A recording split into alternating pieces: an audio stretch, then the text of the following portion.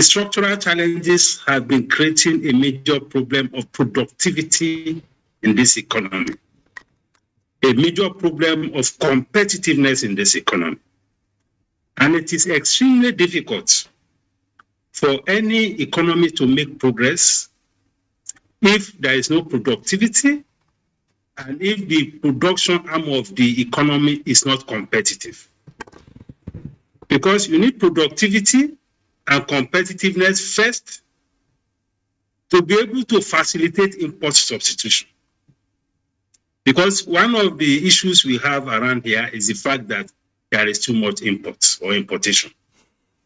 But if those who are in production have been so constrained, have been so frustrated that they are producing inefficiently and at a very high cost, it creates a major problem for economic growth and for the economy. That is one. So those things ordinarily that we should be substituting in terms of imports, we are not able to do them. And one very glaring and very unfortunate example is our importation of petroleum products. Look at the billions of dollars that we spend on the importation of petroleum products. We have 4 refineries. We have the opportunities to create an environment to allow more investors to come into that space, to invest in refineries, to invest in petrochemicals, to invest in gas development. All the countries in that space now are smiling. They are making a whole lot of money. Their reserves are overflowing as we speak. And these are resources we have been endowed with. But because of policy issues, because of policies, political issues, corruption, we have not been able to optimize that. And that is part of the thing that has brought us into the mess we find ourselves today. Look at the amount of money in dollars that we are now spending to import petroleum products. Look at the vulnerability it has created for our economy. We are now lamenting like other non-oil producing countries, when we should be celebrating. So, those of the segments in production is a major issue. Then we have the issue of policy. Because the challenges we are faced with, some of them are external, some of them are also domestic, just as you said. We have policy issues around our foreign exchange policy, which is compounding the problem of foreign exchange scarcity. We have serious liquidity challenges in the foreign exchange market. So that if you talk to most investors today, the number one problem that they face is the scarcity of foreign exchange. The liquidity. I'm not now talking about the depreciation. There are two different things. The depreciation of the exchange rate is an issue. But the bigger issue now is the liquidity. Such that if you need just $100,000, $50,000, the best you can get now in the official window is just about 20% of that. So how do you want people to function? Sometimes people don't even mind the rate. But the policy environment has caused liquidity to almost dry up in the system. And when you move to the parallel market, before you know it, you'll be accused of one infraction or the other. Before you know it, the FCC will come after you. So the policy issue is key as far as our foreign exchange is concerned. Then there is also policy issue around our trade policy. The trade policy is too focused on revenue generation. When we talk about tariff, all that the finance ministry is looking at and the customs is whether the revenue target has been met or not. Meanwhile, in the process of chasing this revenue, they do more harm to investment and to the economy more than the revenue that has been generated. Dr. Buda Yusuf, revenue generation. But that's the target of many regimes, to improve revenue generation. Something is wrong about that? No, Siri, let me explain this. Let me explain. There's a sense in which you push revenue generation to the extent that it hurts the economy. Take, for instance, some critical inputs for manufacturing.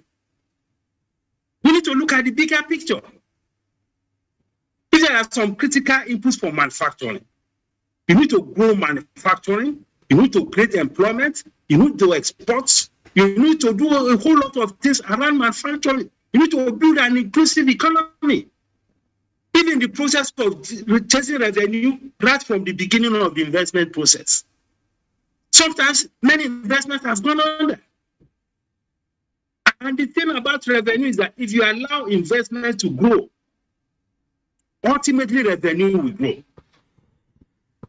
You don't start chasing revenue from the very beginning of an investment. You nurture investment, you let it grow, you still have opportunities for VAT, you have opportunities for company tax, you have opportunities for education tax, so many taxes that will come if you allow investment to flourish. So we need to look at the bigger picture. Okay. I'm not talking about just rushing in finished goods. No. We need to identify strategic sectors that need to be supported with our trade policy. Then, of course, we have policies around our oil and gas sector.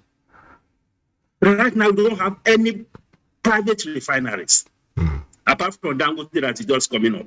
For over 50 years of being in oil and gas, it's a policy regime that has discouraged investors.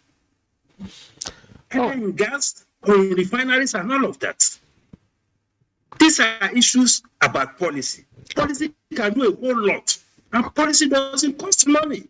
All right, we'll return to you and those other factors. You've spoken about policy distortions, policy challenges, but we'll return to you. But let me just quickly go over to Alhaji Idris Mikati. And you are the banker here, and a lot of Nigerians do not understand the matter of the Forex, the foreign exchange. Now, the authorities have, in the last few days, carried out a number of raids. They've put some of the blame at the doorstep of bureau de change operators, the parallel market. And at the time, the CBN came out with a policy which it had to clarify at some point in time that people who were exchanging naira for dollars with an eye on politics. And most Nigerians didn't quite get that and say, look, if you cannot source the Forex that you require from the banks, where else are you supposed to go? So you are the former banker. Put that in perspective for us, would you?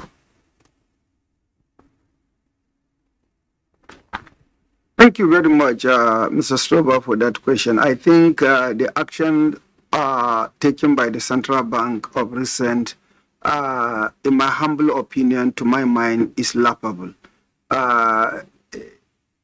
In the last 24 months, the central bank has not given money to any bureau de change to sell. Why are you attacking them? They are able to source their money from Nigerians in diaspora and from other sources, and they sell. And you are attacking them or sending the EFCC to go after them. What is the meaning of that?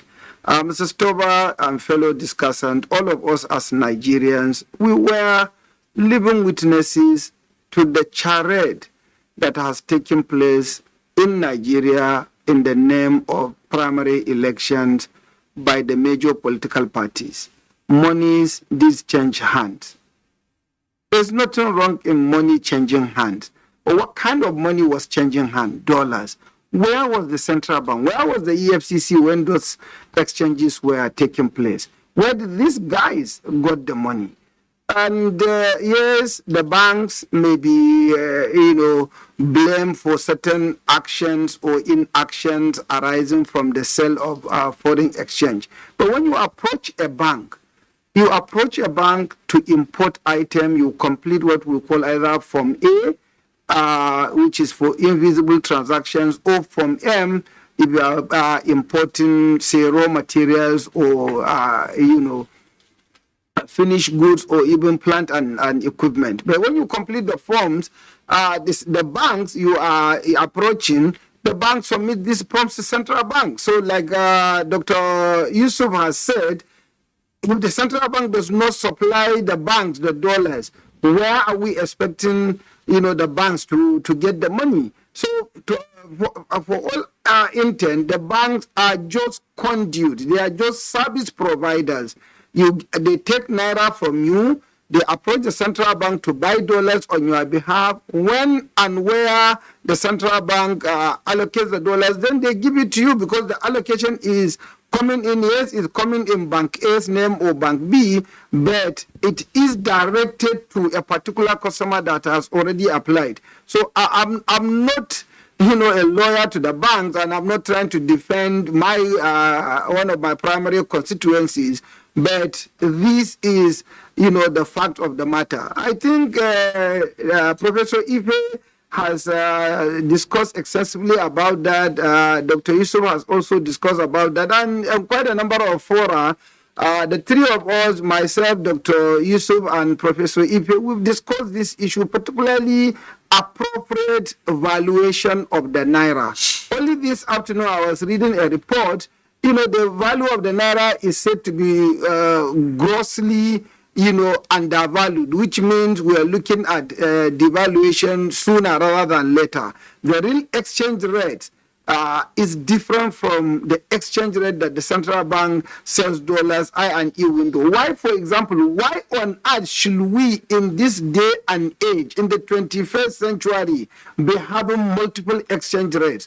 Why should certain categories of Nigerians be tagged as privileged few and be giving exchange rate at a different pricing from the market? I mean, these are distortions that we can do without. The central bank itself is part of the cause of the devaluation of the naira. The intervention that the central bank has done in quite a number of sectors, be it aviation, textile, or the agri sector, how much of those interventions in terms of the loans were actually directed to the manufacturers or the actual productive sector of the economy? Quite a number of those interventions, between you and I, they are just interventions directed to political farmers or political manufacturers, and even these loans are said to be partly bad. About 1.3 or 1.5 trillion naira is said to be bad. I mean, so these are what caused the devaluation. Today, instead of 400 naira to a dollar, probably the actual exchange rate should be around 650 naira to a dollar, and the central bank is urging exporters to bring in their money and sell. Why should I bring in my money and sell when I know you are not giving me an appropriate price? Am I a fool? Okay. I mean, the policy distortion we talk about, there has been period where we have had even policy somersault. The military era, particularly if I remember, during Babangida's regime, you will ban one item with the intention that Nigerians should get involved in producing locally, and then 6 months later, 1 year later, you unban the item. I could remember what happened in the case of vegetable oil because I was directly involved in setting up quite a number of vegetable oil crushing, and refining plant. And subsequently, there was unbanning, and then import came to only to frustrate local manufacturers. This country is endowed. This country is blessed. This country can and should take its rightful place. But we need basically 2-3 things. We need consistency of policies. We need the courage to implement the policies. We need to have the monitoring and evaluation mechanism such that those who deviate, there should be appropriate sanctions and punishment. Okay, we'll leave it up there for the moment. We have a couple of reports. The first one we have is coming from Lagos, and it is by Abolade Salami.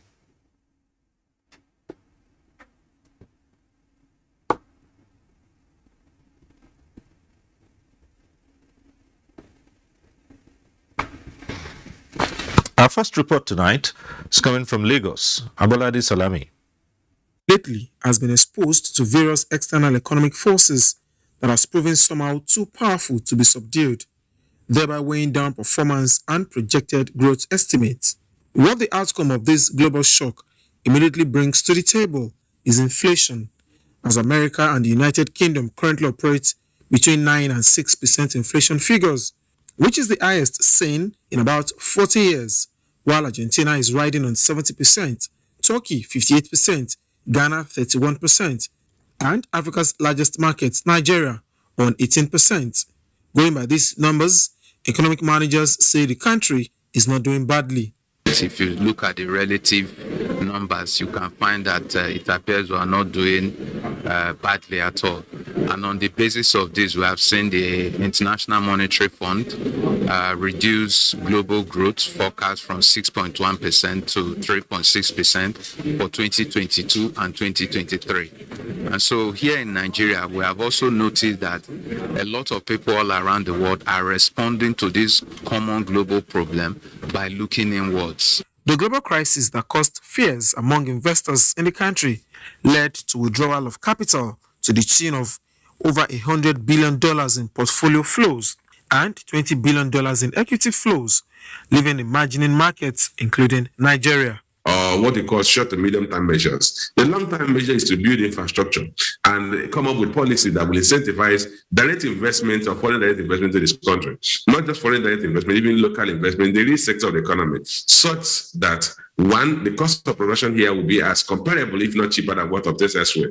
And that way, we're going to have a productive base that will create employment and reduce the level of unemployment. In sustaining the economic recovery push, both the fiscal and monetary authorities have taken some decisive actions and introduced policies such that are targeted at growing the country's non-oil export value chain to generate $200 billion in foreign exchange in the next 3 to 5 years, as well as the signing of some agreements to boost bilateral trade relations. The African Free Trade Zone is a free trade agreement is a great advantage that we could use in this regard. And I think that if we do that, we could actually begin to tend towards that $200 billion within maybe 2 or 3 years.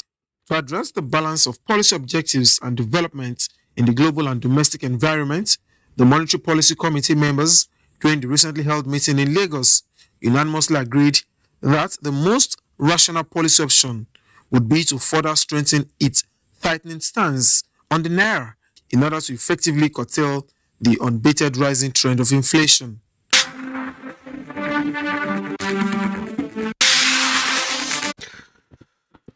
Well, back here at the studio, Dr. Peifa, the government invested a lot in railway development, almost 1,000 kilometers. Yes, for about 40 years, nothing was added to the initial network until quite recently. But the question here is, there are certainly new factors which probably were not envisaged at that time that are now slowing down the impact of rail transportation, for instance, the insecurity that we face in the country. You would know that since the attack on the Abuja-Kaduna railway, that corridor has remained shut. So whatever movement of persons has been affected. Now there are also challenges, emerging challenges in the Lagos-Ibadan axis as well. Somehow, with the dwindling economic fortunes, a lot of people think that the expansions that are envisaged might not go as quickly as possible. Yeah, thank you. Definitely, there are challenges now with funding, and but like Dr. Muda Yusuf alluded to, the issue of policy somersault. As of today, as we speak, the national policy on transportation is yet to be signed into law. It's not as if there are no policy known, but the document is yet to be signed. So if you look at not just the rail sector, because you have to look at the rail, you have to look at the maritime, and then you have to look at the other logistic sector at the same time. In the area of the rail sector, there is no reason why we shouldn't have gone far, except that there are policy somersaults, and as such, with less certainty sometimes. But that should not deter us. There are private-public partnership options, even though it's very real and tough in the rail sector. But with the likes of, if I can mention names, the Dangote, the Boa, and most of these are heavy manufacturing and industries. The Ajakuta still, if you can come on board, you will see a lot of people will invest in the rail sector just to move their goods. The ABTL, the terminal operators, they will come in and invest in the policy function. You see, in every development in the transport sector, three things are critical. First is the status, the policies, the laws, and the regulations. The second are the structures. And the third one will be the processes. But what we have now is that those three things are not fully on ground, and it's hindering development in that sector. And that is why government has to keep doing everything possible. And we must commend the current government and even the previous one, the Goodluck Jonathan government also made a lot of effort in the rail sector. But be that as it may, we have not done enough. So just like we have problem in the rail sector, you also have in the maritime sector. You have the Apapa port, you have the Tinkan port, and you have the Eastern port. Until recently, we started having the deep sea port. So if we have not gone into the Lekki deep sea port, Badagry deep sea port, and maybe the Ibom deep sea port, we will have just discovered that in another 5 years we'll be out of that maritime sector in the West African coast. Speaking of which, ports development now, not to cut you short, speaking of which, there have also been developments in dry ports. Yep. Deep sea ports. But then there's also that aspect where the development of ports. I want to bring one particular case into point here, the Barrow port, for instance. If you do recall, today it doesn't look as if anything is going to happen because there's neither access in terms of roads or rail to that corridor. I think that is currently being addressed, and I think the former Minister for Transport, when he said the ministry is not paying much interest in the Barrow port, a lot of people took him up on that issue, and that is exactly the issue. If he develops Barrow port, to where? From where?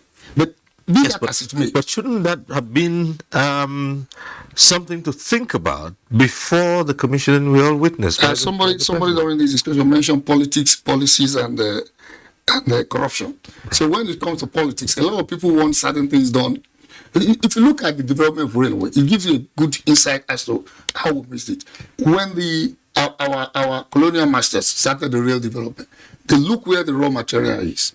They look where it is needed. They look at the seaport for the purpose of export or whatever, and they construct the rail lines into that. That's removing politics. So when you have politics, policies, somersaults or conflicts, you get things done whichever way. And that also explains the issue of refineries. If you want to site refineries, where do you site it? Where to be?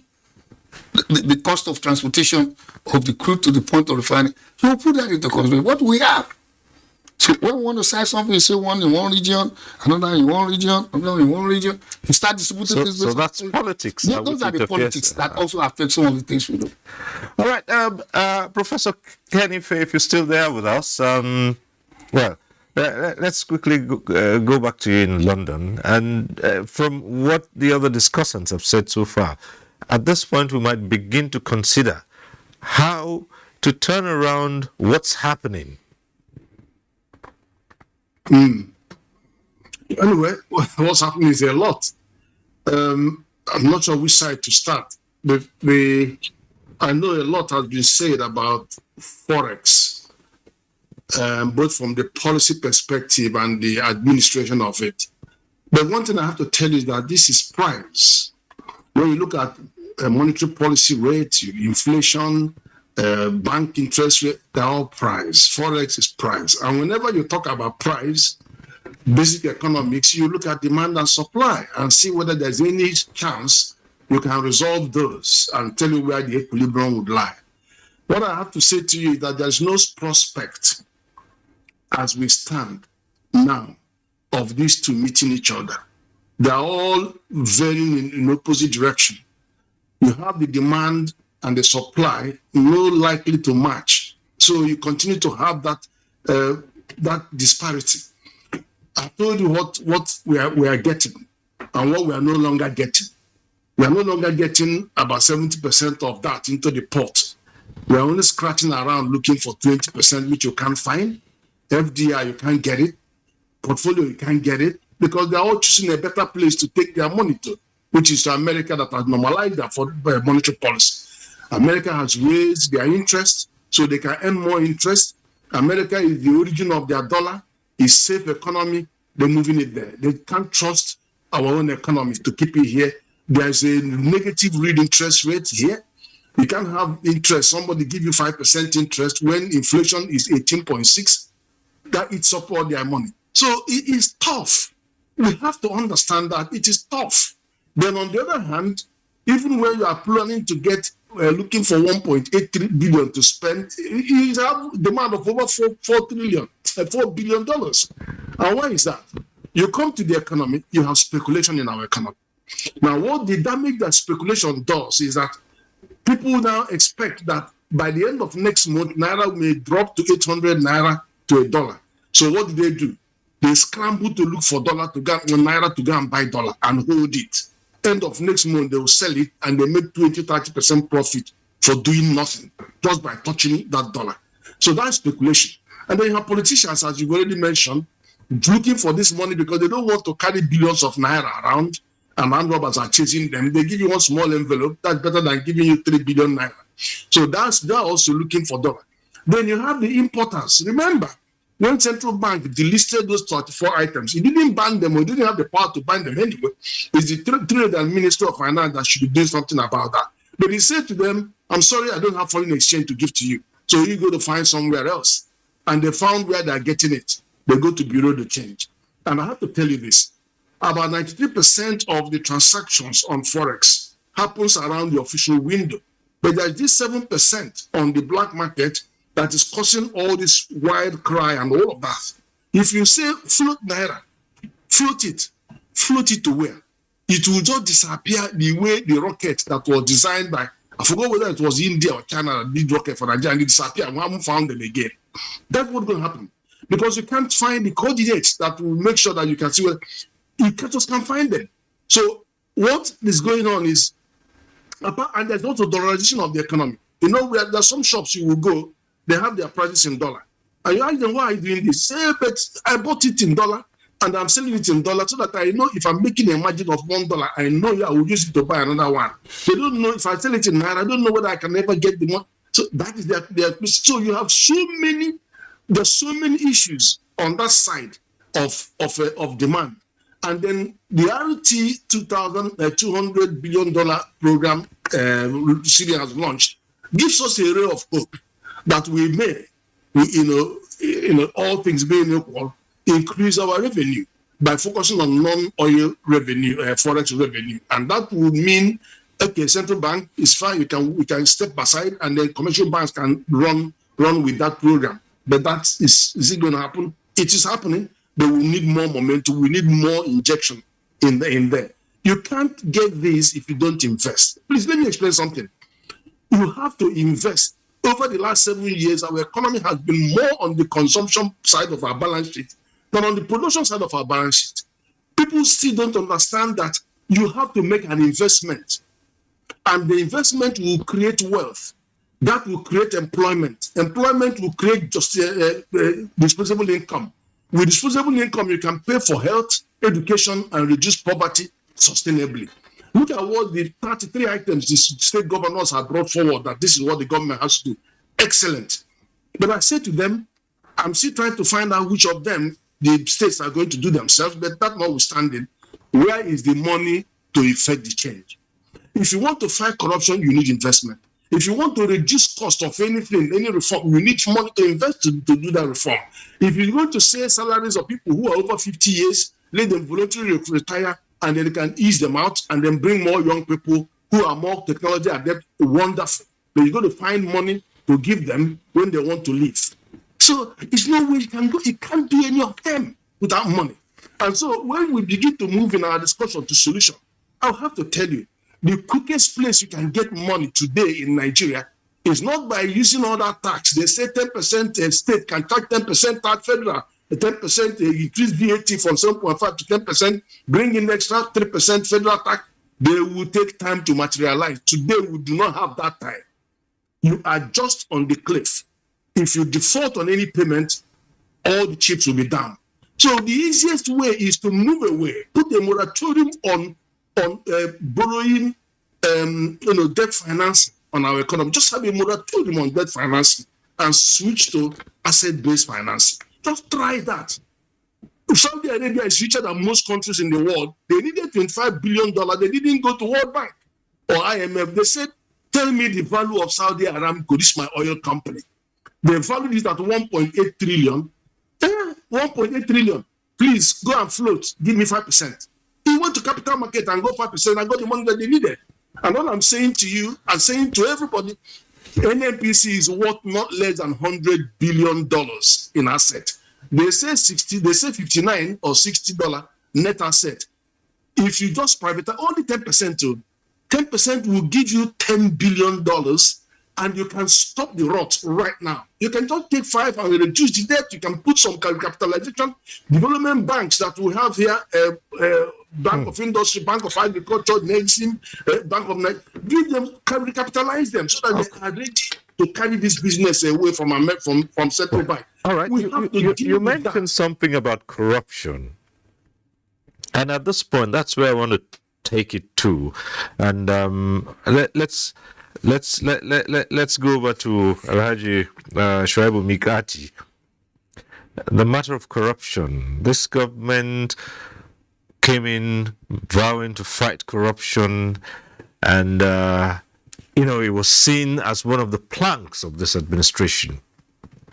A lot of efforts have gone into stemming the tide, but it would seem that there are other things that are fueling it. Not the least consumption pattern of Nigerians. And people wonder, with an economy that's said to be failing, you do find all kinds of foreign goods flooding the streets. Cars, you find structures. People are putting money into buildings that no one lives in. So how far with the anti-corruption fight? Thank you very much, Mr. Stover. But before I get on to the corruption question, let me just tangentially touch about one or two issues that has been discussed. In the report you got from Lagos, I was so surprised. I'm restraining to use the word disappointed that Kingsley Obiora, the deputy governor of the central bank, will be saying our inflation rate at 18.6%, that we are not doing badly because we are compared with countries that have 31% or 20% or 25%. What was the inflation target for central bank?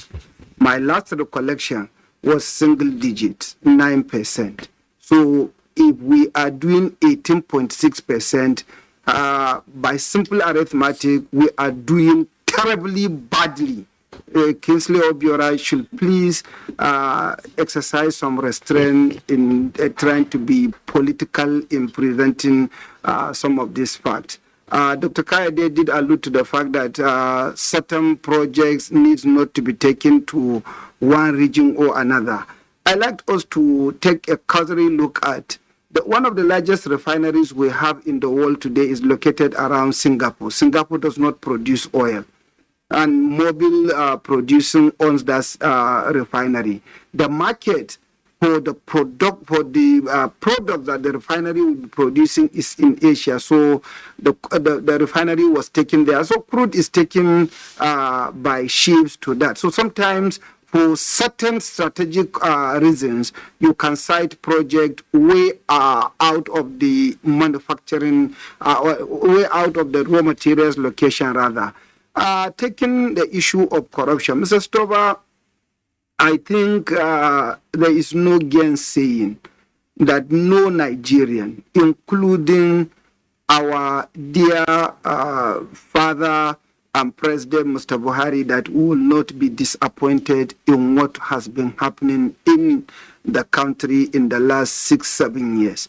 All of us, and I repeat, no Nigerian, male or female, young or old, that did not have an extremely high expectations of corruption coming down because President Buhari was quote unquote looked as a saint, and indeed he himself. The worst you can allude to Alhaji Buhari or Muhammad Buhari is probably nepotism, but corruption maybe not. But people under him, they have either betrayed him or he has not been able to deal a mortal blow in quite a number of those under him that have betrayed the trust and confidence that he has given to them. Indeed, if only we have the will and the courage to implement Steve Orosanya report to reduce some of the areas of government spending, maybe some of these debts that we are carrying shouldn't be there. Maybe some of the corruption that is so prevalent will probably not be there. But Mr. Stover and fellow discussant, we're here, and the immediate past Accountant General of the Federation was reputed to have, mismanaged resources. Even the one that was appointed to take over him, even though he's still there, he is also being reputed to be having some discussion with EFCC. Is there any ministry today, any parastatal that if you take it and x-ray it, you interrogate the expenses, despite the prevalence of institutions such as the Bureau for Public Procurement, the ICPC, Independent Corrupt Practices Commission, the EFCC, the NFIU, and what have you, almost everything is still happening in broad daylight. So the fight for, against corruption, the fight against bribery, the fight against, incentivization of processes, have we done any achievement?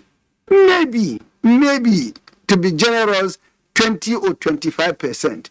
But we have the capacity and we can do better, and it is still not too late for the government to take a decisive look at what is happening in this particular sector so that history will indeed be fair, just, and equitable, and history may have leniency on our President Baba Buhari as far as this issue of corruption is concerned. Okay. These two twin sides or three sides of a coin: economy, insecurity, corruption.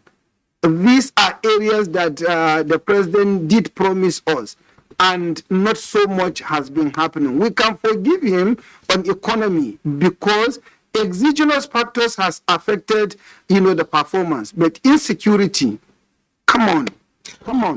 All right. At this point, we'll take a short break. When we return, the phone lines will be open, and you can be part of the discussion in the studio. Stay with us on NTA Tuesday Live. We'll be back shortly. Every one of us is affected by the circulation of illicit small arms and light weapons in our communities. Our beloved ones, breadwinners, farmlands and livelihoods are lost. Our homes are lost. Even young children are not left out. These weapons cause pains and sufferings, devastating our societies. It is our collective duty as every Nigerian stakeholder, religious or community leaders, traditional rulers, or civil societies, and at every level of governance to work with security agencies to stop the proliferation of illicit arms. We must shun the trafficking or possession of illicit arms. We must reject any inducement to help in its transportation. We must report all suspected individuals or groups involved in the smuggling or stockpiling of small arms and light weapons or illicit arms to the nearest security agency for prosecution, as our government is very determined to end this menace. Let us come together and work for safe and secure Nigeria. This message is brought to you by the National Center for the Control of Small Arms and Light Weapons. The 157-kilometer Lagos-Ibadan Railway is the first double-track standard gauge railway to be built in West Africa. The Mobolaji Johnson train station is a masterpiece, an infrastructure that is gradually becoming an iconic building in Lagos State. The modern facilities put the station on a world map of train stations. Likewise, other new train stations across the country built to world-class standards. The train and its convenience is indeed an admirable effort, with commendations from Nigerians. This is a station that we have to commend the federal government for putting a beautiful face, empowering us in Lagos State, not only in economic and political arena. I can say that I'm really impressed with the infrastructures in place. Kudos to the Minister of Transportations.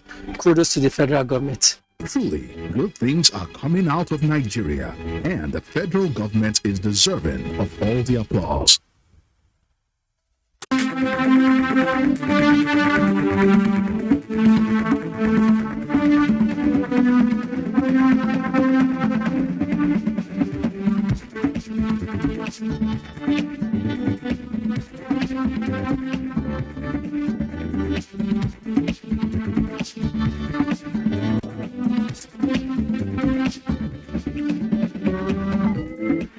NTA Tuesday Live, a network issue-oriented innovation talk show. Thanks for staying with us. And at this point, we'll take our second report tonight. This is coming from Kano. It's by Muhammad Ali. From global recession to coronavirus pandemic, now war between Russia and Ukraine. These phenomena had adverse effects on global economy. For instance, in Nigeria, and particularly Kano, the commercial hub of the north, in the last 3 decades, successive administrations have been battling with challenges of microeconomy such as unemployment. These also result in low productivity from manufacturers, devaluation of the naira, and inflation, among other economic traits. Serious inflation, serious unemployment, the productivity is very low, and again, the infrastructure is still not okay. Our electricity supply is bad. And if you cannot use electricity, the next option is to use diesel, to use generator. And it's also affected by this hike in price. So you see from every angle, the economy is not doing well.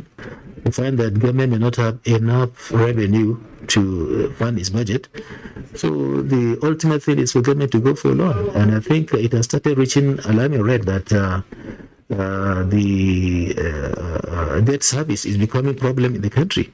Another issue of great concern that will assist in stabilizing the economy raised by experts is reviving the moribund industries in the state, which account hugely in Nigeria's economy.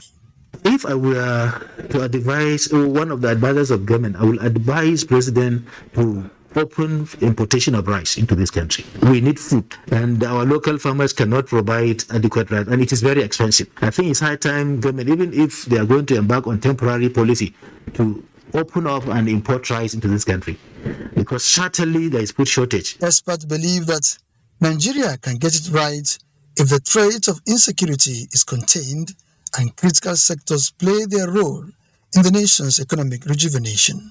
Muhammad Ali.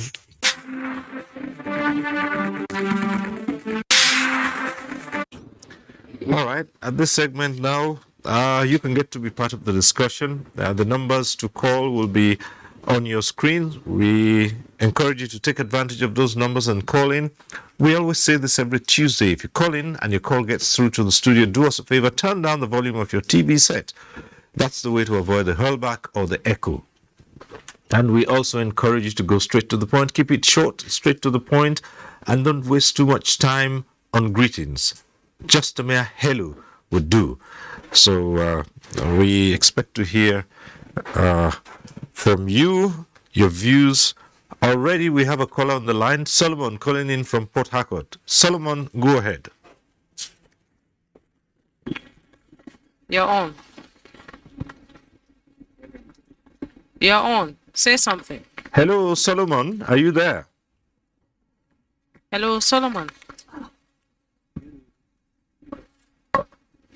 Is Solomon from Port Harcourt still on the line? Right, let's hear you, Solomon.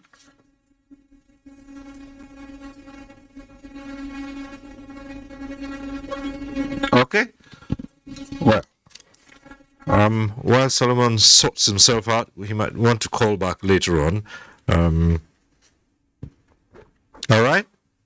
Is Solomon on? In a platform, just bullet points, what are the measures that can make it possible for Nigeria to recover from this economic hardship within a given time frame, either in respect of manufacturing in terms of production and less consumption economy, or by injecting more funds into the economy.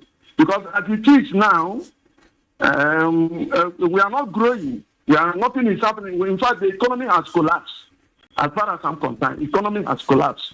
So what can be done within a short time frame to be able to recover this economic hardship or adversity that we are facing today? I'm directing the question to Professor Ken. Thank you very much.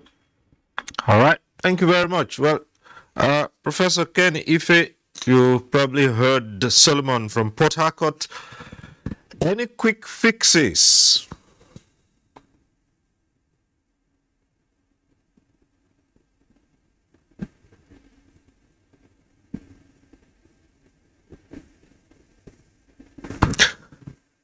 Prof, you have to unmute your mic. You have to unmute your microphone.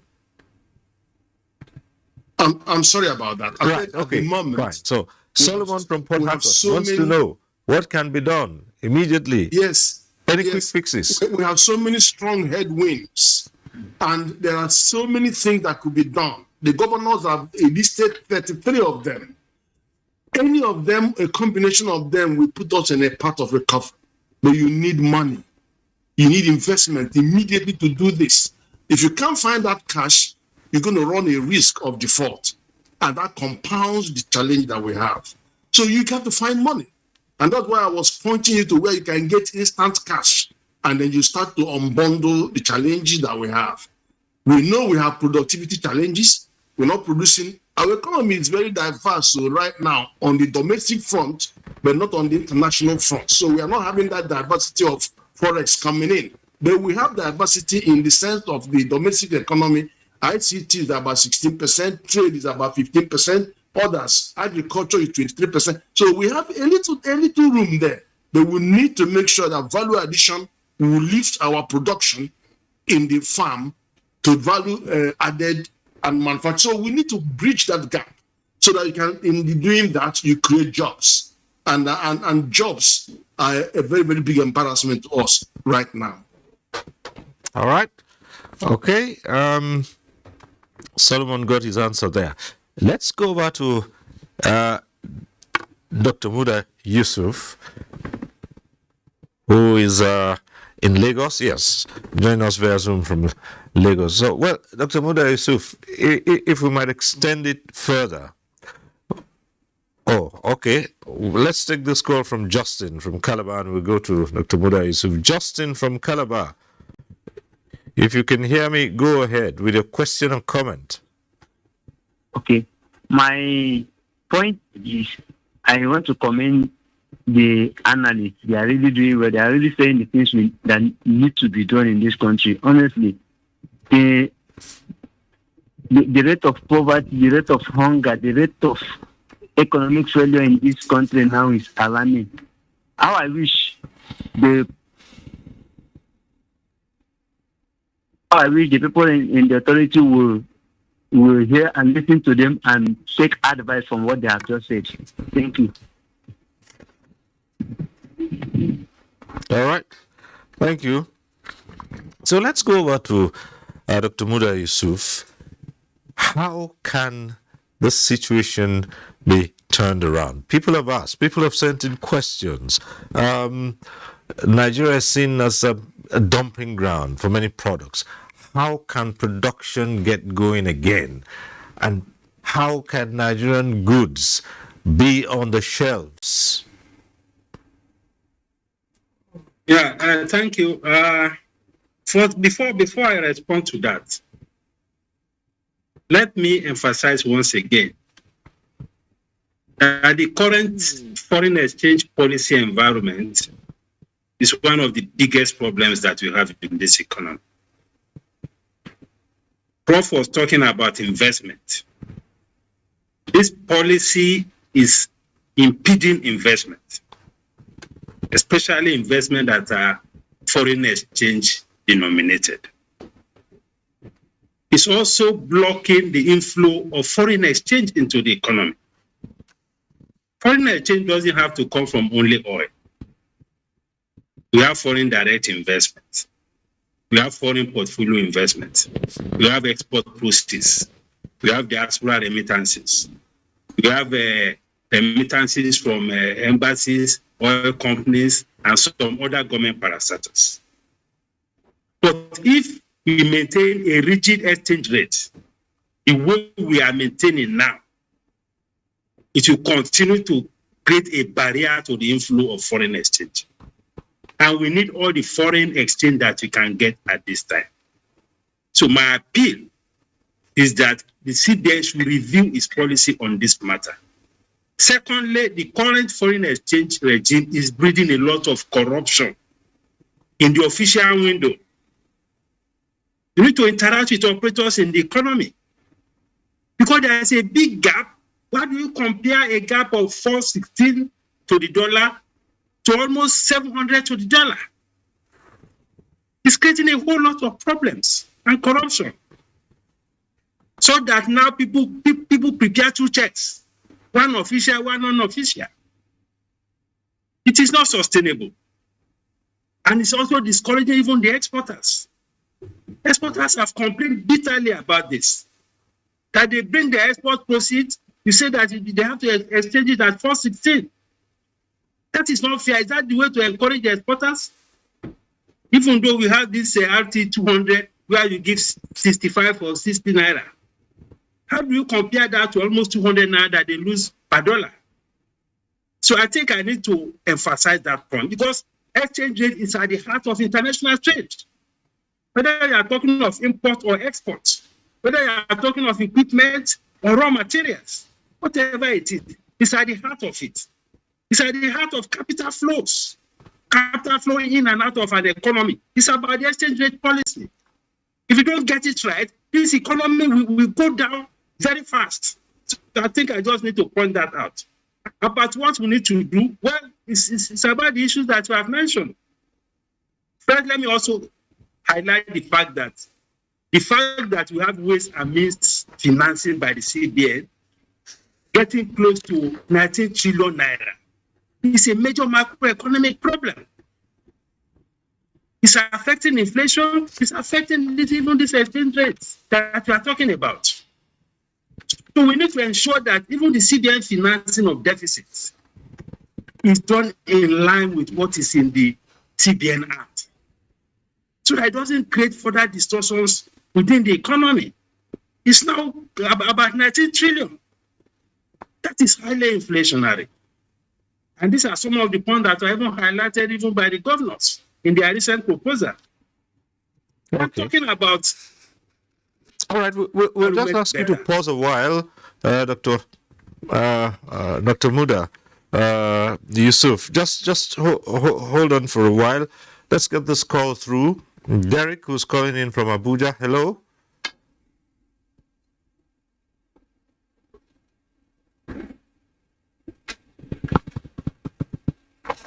Hi, hello, Derek. Speaking here. Hello. Yes. Hello. Talk to us. Yeah. You see, first and foremost, just to add to what the analyst is saying, nobody wants to invest in an economy. Okay. Yeah. Nobody wants to invest in an economy where they're not sure of repatriating the profit back to their country. So if you're going to encourage increase in our dollar deposits, you're going to be able to convince investors that they're not going to have problem repatriating their profit back to their country. If you invest $1 million, for example, into the oil, into agriculture, and then you make sales and you get profit, the question is, how do you get, the dollar equivalent of the profit back to your country? Now, if you're not sure if you're going to get how you're going to get it out, there's no point bringing it in. So the policy of foreign exchange in Nigeria is quite bad. It's not encouraging. And I think that's just to add to what the analyst is just finished saying. And secondly, the airlines, for instance, are finding it difficult to source foreign currency to bring in crude oil and even repatriate their profits. So we need to look at that as well, and also to encourage tourism to Nigeria. A lot of people are finding it difficult to visit Nigeria, and they're not spending the foreign currency in this country, and that's part of the reason why we are having dollar scarcity. I think we need to look at that seriously. Thank you very much for giving me this time. All right. Thank you very much, Derek from Abuja. Dr. Kwefa, mobility is a squeeze on the airline industry, and aviation is groaning under these situations. That also is slowing down mobility. It's not only slowing down mobility, it's slowing down the economy. Because once people cannot move freely, efficiently, and effectively from one point of production to the other, then we have problems. And this is global. And that's the first thing we need to understand. And it brings us to the point that we ought to do certain things to prevent this kind of situation. And we have to go back to those things. One, as long as there is conflict in Ukraine and Russia, as long as it continues, we will not be in position to determine the price of crude. Once that continues to be affected, the price of diesel, the price of PMS, and the price of aviation fuel and kerosene will continue to fluctuate. Also, in the aviation sector, most of the activities, operational activities, are foreign currency based. And as long as Dr. Buda Yusuf said, the foreign exchange continue to be a disparity and people cannot really get the foreign currency to use, that's a problem. So we have to develop that. We have to develop our own system that we can maintain the aircraft here in Nigeria. And we can do a lot of things that we currently do in foreign currencies here in Nigeria. That's long term, but people are thinking about a quick, at least some quick relief. Talking about one of the key players in the industry, I got to know that some people are already involved in the MROs where they can start maintaining. And someone even told me that aircraft in the last 1 year have been maintained in Nigeria. So not only have this FDI, we need to develop our own local industry. We need to find a way to refine our own crude. We need to get diesel produced here in Nigeria. We need to get PMS produced. We need to get aviation fuel produced here in Nigeria, not dollar denominated. As long as we get into that situation, the problem in the aviation sector will continue. It's not that the aviation fuel is not available. I think that's a wrong impression. It's not. The issue is not scarcity. What's the issue then? It's just the cost. Oh, I see. Versus by the time you pay whatever it is today or tomorrow, you remove the cost of every other operational expenses, you are left with just, I think we're told it's about 12,000 naira or so. That is left on the ticket of about 70-something thousand naira. So it's because most part of the operational activities is dollar denominated. So as long as that continues, so we have to find a way in the mobility sector to make sure that we refine our own crude and we domesticate it. Number two, apart from refining our own crude, we need to also make sure that a lot of the productive sector, that is energy, that needs energy, we have to fix power. As long as those two issues are not fixed, we'll continue to talk about all these theories. All right. Back to the phones now. Nelson is calling in from Calabar. Nelson, go ahead.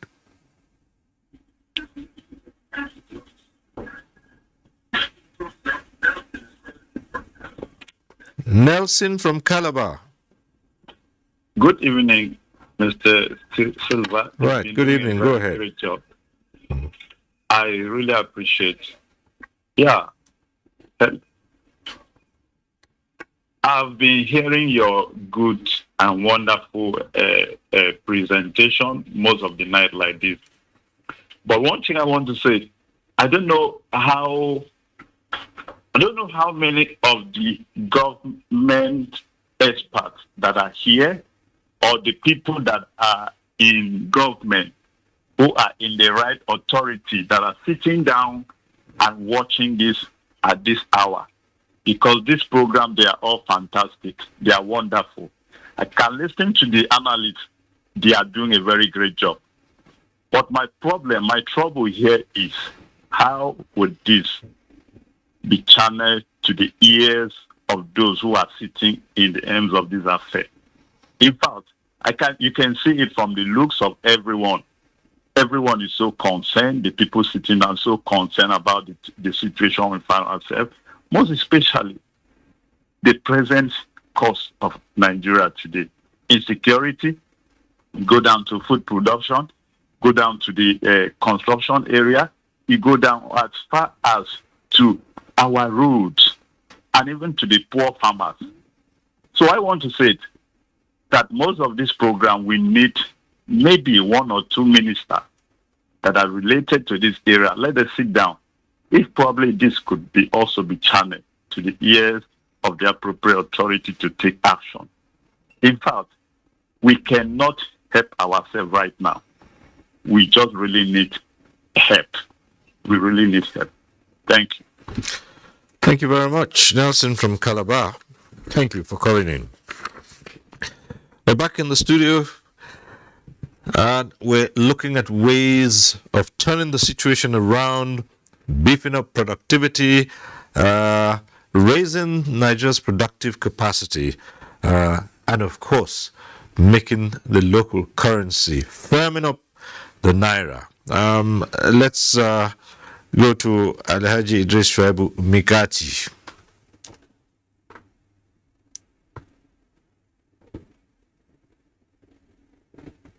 Mr. Stoba, if you ask me, are there quick fixes in economic issues like these?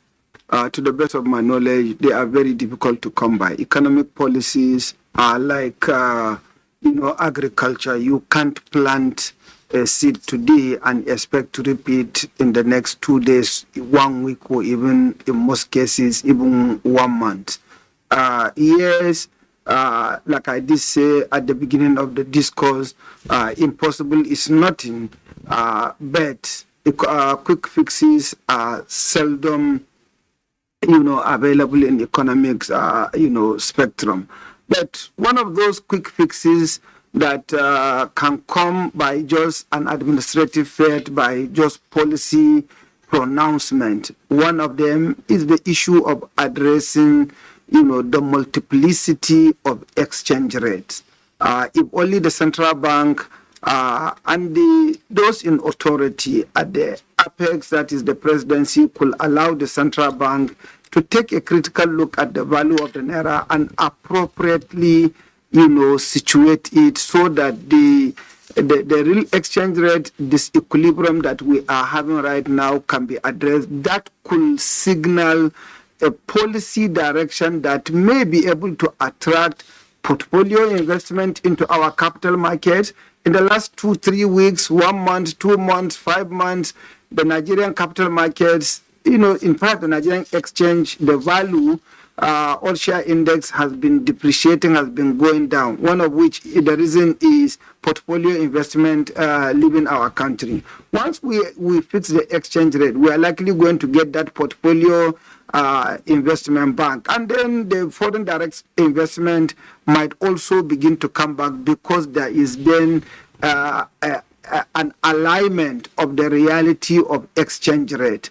Number two, also very closely to that, is the issue of implementation of the Steve Orosanya report. It just takes a pen, for Mr. President to sign an executive order that these, reforms should be implemented. By doing that, the cost of governance in this country could reduce by not less than 5%. Between 5 to 10% we could reduce cost of governance. Again, this is a quick piece. By the time you are saving cost, you will be able to save your expenses, and therefore, the borrowing that we are having today to borrow to pay salary, we may not have to do that.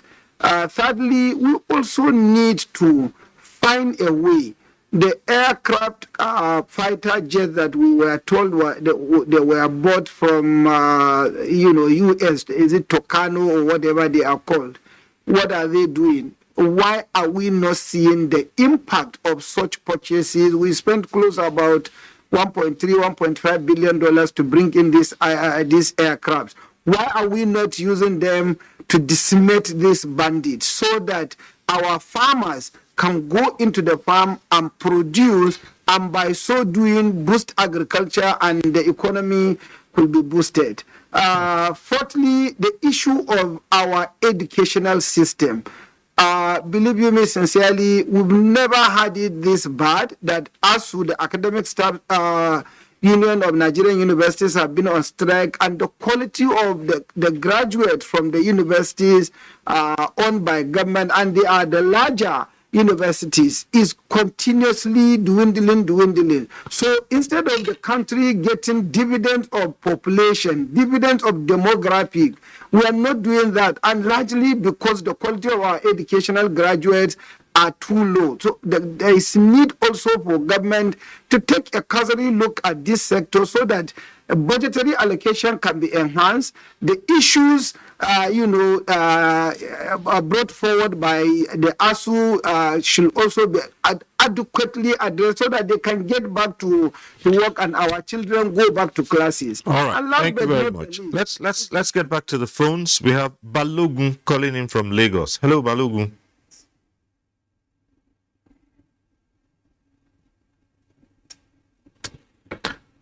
Balogun from Lagos. Good evening. Go right ahead. Ido Balogun from Lagos, please. Yes, we can hear you. Balogun, go on. Okay. I so much love the contribution of our analyst. And, hello? Yes, go ahead. Okay. I want to bring my own contribution in the aspect of our refineries.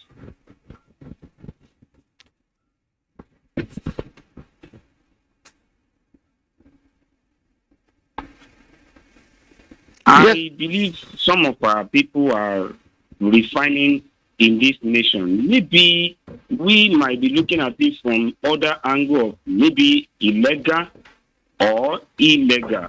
But I still believe we can come in this aspect of trying to put these brains together and bring in resources to help these people and refine our own oil in this place and put things in order. I believe that in the area of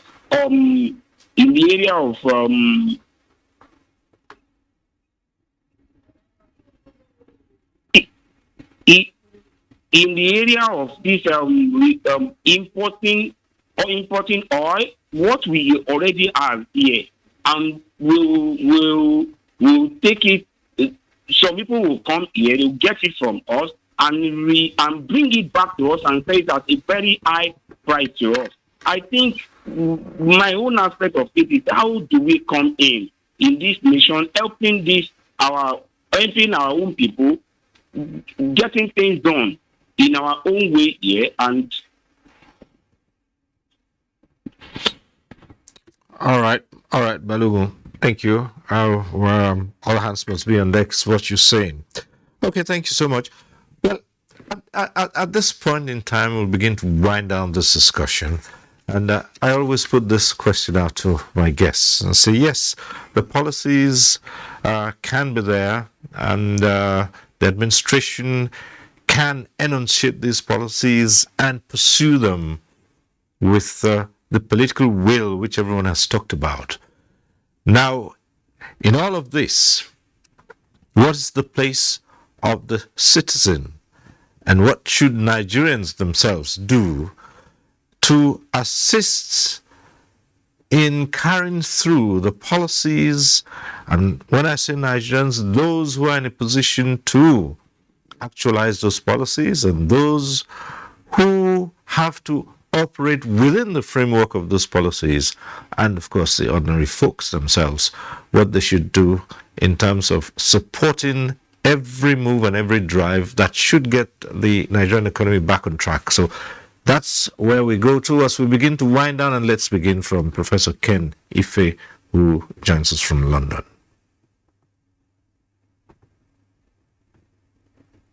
they've been keeping faith with the very, very difficult circumstances. You saw what happened in the COVID era, where the government, both monetary and fiscal, joined hands to make sure that there's liquidity at the consumption side, so that we don't have a collapse in aggregate demand. And that helped to get out of recession, because it's not enough to be investing money on the output side and then you have demand suffer. So we had that balance, and 1 quarter we got out of it. But I think we're also seeing that despite the scale of insecurity that we have, Nigerians are not starving. We are not starving. Food security has not become a major crisis in Nigeria as it is in many countries, irrespective of the high level of insecurity and the contraction of the agroecological footprint. And also remember that we are not feeding only 200 million Nigerians. We're actually feeding 300 million, because we find that another 100 million Francophone countries in Niger, Chad, Mali, and northern Cameroon, and they're all getting resources from Nigeria. We can't stop that because we are bound by the treaty, ECOWAS treaty, and there's nothing you can do. You can't place tax and duty on those unless you have a value addition. So we want to push the public and the farmers to begin to have more value addition. But that's policy and investment that could make them do that. And we need a world level cottage industry so that you can actually act on those crops. You can't produce cassava is 80% water. You cannot transport it because there's the cost of transporting. Doesn't make sense, but you can dry them locally. The same with so many grains. And it's a very, very difficult situation that we are facing in our country. But in terms of going back to the enabling environment, the environment, the impact the environment has on those, is the fact that we still fail to realize that the demand and supply need to come close to each other, and they are not coming close to each other. And if you don't, then I don't know what policy is going to do. If you have $10 million today and you want to invest it in Nigeria, answer this question for me. Are you not going to be constrained by the insecurity of your life and your property? 2, you are going to be constrained on whether indeed you'll be able to repatriate your profit. 3, you're going to be worrying about so many other variables to make you decide what other options, if you put it in portfolio, what kind of interest are you going to get, and how does that interest compare with inflation that is 18.6%? You're not going to get 20% interest so that you can say, well, it's higher than 18.6. It's tough. And then what are your alternatives? Why don't you take your money back to where you got it from, which is in dollar, and leave it in dollar and let it give you a higher interest because they have higher inflation, they normalize their policy. So they have options. That investor has options. But that options are not available right now in the country because until we get our RT 200 billion operational, then you can begin to balance it. You can now see that Naira can actually go down to 200 Naira to $1 because we have 200 billion coming in from foreign or operations. But we haven't got there yet. And we need investment to even move there. Anywhere you want to go, there must be investment. You want to reduce overhead, there must be investment. Reduce staff, there must be investment. All those reports, Rasanya, you can't do anything unless you have an investment. You need investment to fight corruption, to fight insecurity. You need investment. You got to find the money. And I haven't seen that we are talking about how to get that easy cash. And then we are not looking at the elephant in the room that is doing direct crude swap, carrying all the crude away to some people abroad to refine, and they're coming back and telling the government that you have under recovery, that what is cost us to bring in PMS is 500 billion every month, higher than what we are supposed to get from selling the crude.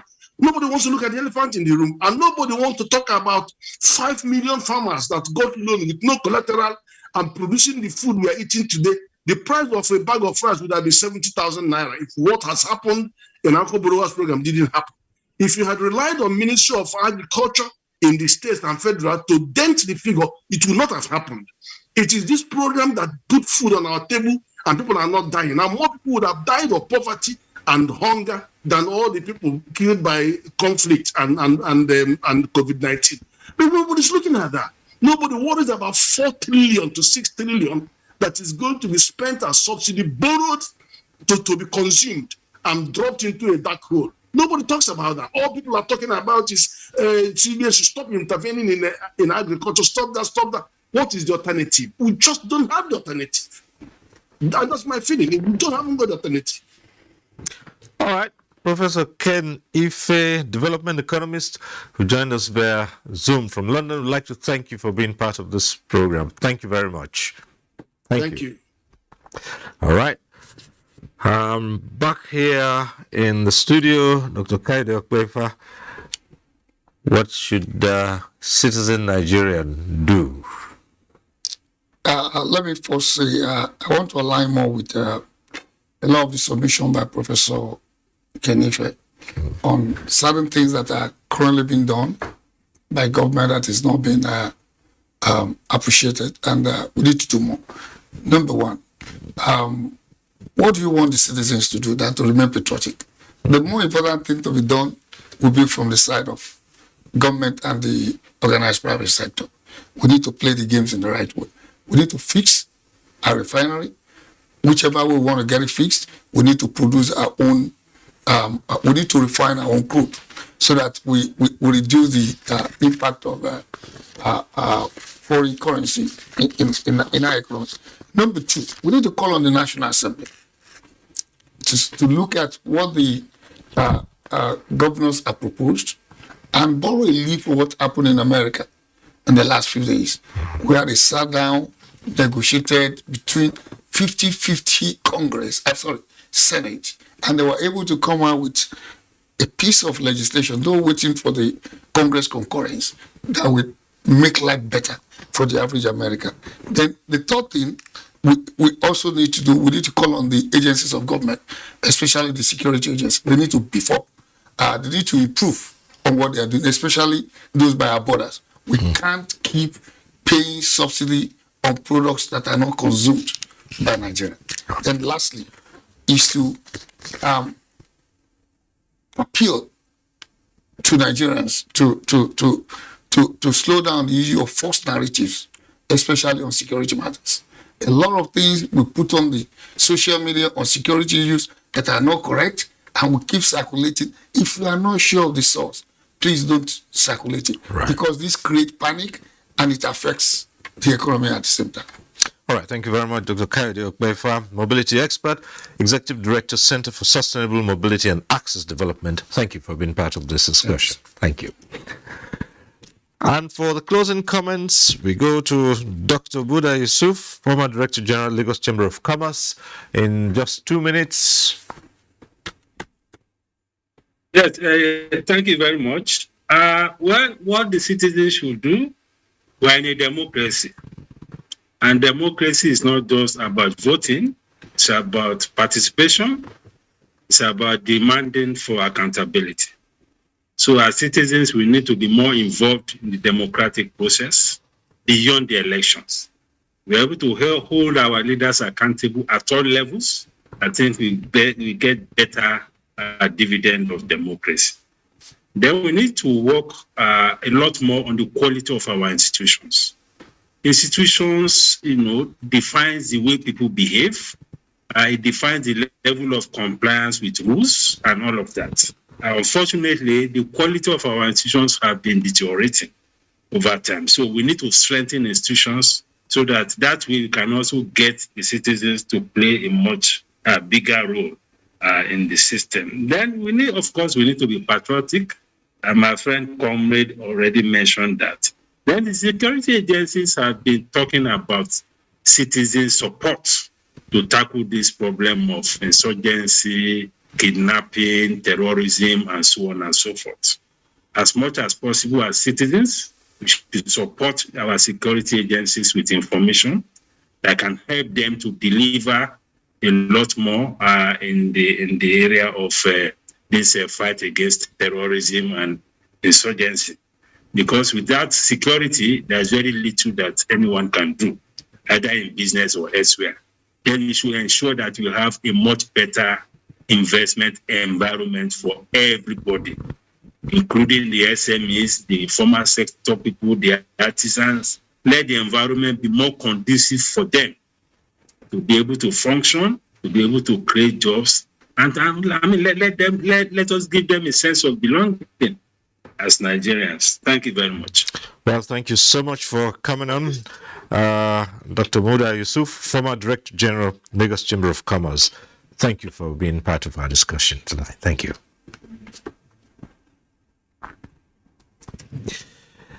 And rounding off, Alhaji Idris Shaibu Mikati, your closing comments in just another 2 minutes.